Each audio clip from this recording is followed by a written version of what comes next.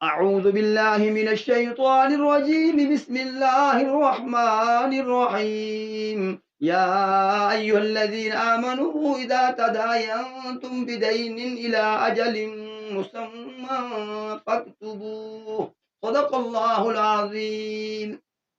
دنیا بھر کی تجارت، بزنس ادھار اور قرض پر چلتا ہے، اس لیے ہمارے دین نے آج سے 1444 سے کئی سال پہلے، زیادہ سال پہلے فرما دیا کہ ایمان والو، جب بھی تم کسی کے ساتھ قرض کا معاملہ کرو تو اسے لکھ لیا کرو۔ حالانکہ اس دور میں لکھا پتھروں پر، پتوں پر، چمڑوں پر جایا کرتا تھا۔ اس طرح کی اوراق، یہ سہولتیں نہیں تھیں، اس کے باوجود اللہ نے حکم دیا فَاكْتُبُوهُ، کہ اس لین دین کو لکھ لیا کرو۔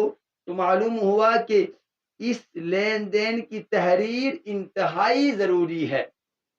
اور دوسری گزارش، اگر قرض دینے والا یا قرض لینے والا لکھ نہ سکتا ہو تو اللہ رب العالمین نے کاتب کو، کسی بھی لکھنے والے کو فرمایا کہ تم لکھ دو انہیں، اور اے لکھنے والے، تمہیں اللہ نے یہ لکھنا سکھایا ہے تو تم اس معاملے کو لکھنے سے منع نہ کرو، انکار نہ کرو۔ میں ہاں بالعدل، لکھنے والے تم نے عدل اور انصاف کے ساتھ لکھنا ہے، کسی کی سائیڈ نہیں لینی، غیر جانبدار رہ کر لکھنا ہے۔ اور فرمایا کہ صرف لکھنا کافی نہیں، وَاسْتَشْهِدُوا شَهِيدَيْنِ مِن رِجَالِكُمْ، قرض لینے اور دینے والے کو رب العالمین نے فرمایا کہ دو گواہ بھی بنا لیا کرو۔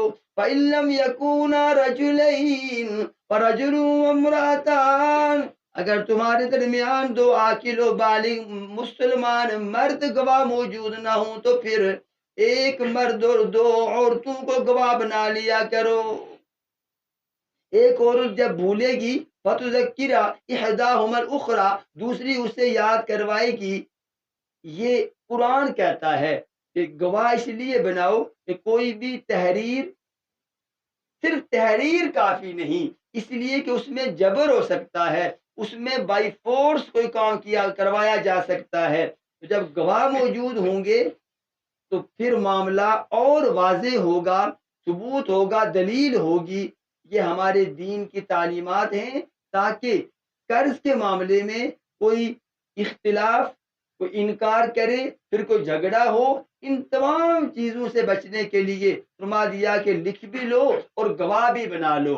اور آخری گزارش، فرمایا کہ اے قرض دینے والے، قرض لینے والا اگر فی الفور واپس نہیں کر سکتا تو پھر وَإِن كَانَ ذُو عُسْرَةٍ فَنَظِرَةٌ إِلَىٰ مَيْسَرَةٍ، اے قرض لینے والے، جس نے تمہارا قرض دینا ہے اگر وہ غریب ہے تو اسے خوشحال ہونے دیجئے، اس کو مہلت دیجئے کہ بآسانی آپ کا قرض واپس کر سکے۔ وَأَن تَصَدَّقُوا خَيْرٌ لَكُمْ، اور اگر تم معاف کر سکتے ہو تو یہ تمہاری طرف سے صدقہ ہوگا۔ دوسرے مقام پر اللہ نے فرمایا مَن ذَا الَّذِي يُقْرِضُ اللَّهَ قَرْضًا حَسَنًا فَيُضَاعِفَهُ أَضْعَافًا كَثِيرَةً، ایک انسان دوسرے کو قرض دیتا ہے، اللہ فرماتے ہیں کون ہے جو میں رب العالمین کو قرض دے اور میں اس کو دگنا چگنا کئی گنا بڑھا کر عطا فرماؤں گا۔ گویا جو انسان کی ضرورت کو پورا کرتا ہے اللہ اس سے بہت خوش ہوتا ہے۔ اس لیے ہمیں چاہیے کہ قرض کے معاملات لکھ لیں، گواہ بنا لیں، اور جس حد تک ممکن ہو مقروض کو مہلت دیں۔ اللہ ان تعلیمات پر عمل کر کے ہمیں دوسروں کے لیے معاشی طور پر آسانیاں پیدا کرنے کی توفیق عطا فرمائے۔ آمین ثم آمین، وما علی الا البلاغ المبین۔